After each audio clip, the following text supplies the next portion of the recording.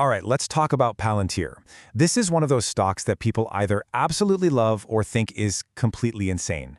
For some, it's the future. For others, it's a huge gamble. So what's really going on here? Let's try to piece this puzzle together. To really get the controversy, you have to start with this one number, 500. Palantir's price-to-earnings ratio is floating around 500x. Now, what on earth does that mean?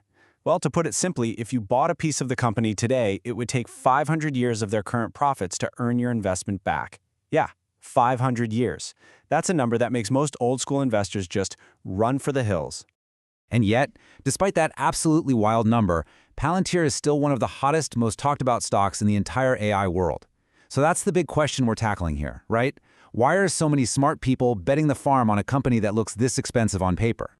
To answer that, you have to first understand the bull case. This is the argument that Palantir isn't just another company selling software. No, the people who believe in it think it's a full-blown revolution. You know what the best way to get it is to listen to their customers. This quote right here isn't some slick marketing line. It's what a real user said. When your customers describe your product as magic because they literally can't explain how it works, you know you've got something special. They're not just buying a tool, they're buying a result that feels impossible. So what is this magic? How does it work? It's basically a three-step process. First, Palantir's platform just sucks in all of a company's messy, chaotic data. We're talking everything. Then, it digs through every single part of the business to find all the hidden spots where money is just leaking out. And finally, it gives them a clear list of things to do that can unlock huge new profits. And because of this, it's earned this incredible nickname, the Grift Eliminator. It's a bit of a blunt term, but it's spot on. The software is like an MRI for a business. It finds and cuts out all the waste and inefficiency that no one even knew was there. And you know what? The results are starting to get noticed. In the US commercial space, their growth is actually speeding up, jumping a staggering 93% recently. They also just hit their first ever billion-dollar quarter. So for the believers, this isn't just hype. It's proof the revolution is actually happening. But, and this is a big but, that is only half of the story. For every person screaming revolution, there's someone else screaming bubble. They see a classic financial disaster just waiting to happen. I mean, you can really boil the whole debate down to what you see here. On one side, you've got this incredible, undeniable growth story. But on the other, you have some massive red flags that are just impossible to ignore.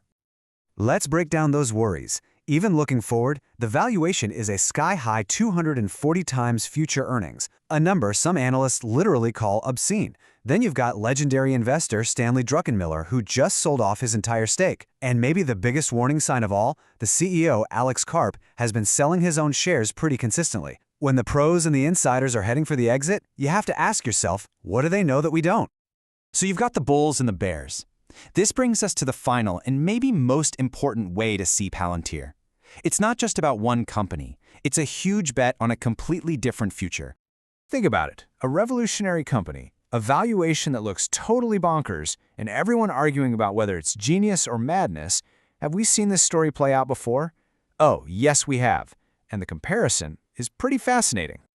Let's go back to the dot-com bubble. Amazon had captured everyone's imagination, but it was barely making any money, and its valuation was in that same 200 to 300 range. The experts said it was a joke, that it was doomed. Then the bubble burst, and the stock got crushed. But anyone who held on through that pain saw it become one of the most powerful companies in the history of the world. The bulls today think Palantir is at that exact same point in its story. And to really get that, you have to get the CEO's core philosophy. He calls it downstream value creation, and it's a pretty radical idea. He thinks it's crazy to sell software for a flat fee. Instead, he believes the price should be based on the actual real-world value it creates for the customer. And listen to this. He's not just talking about his own company. He truly believes this is where the entire tech industry is headed.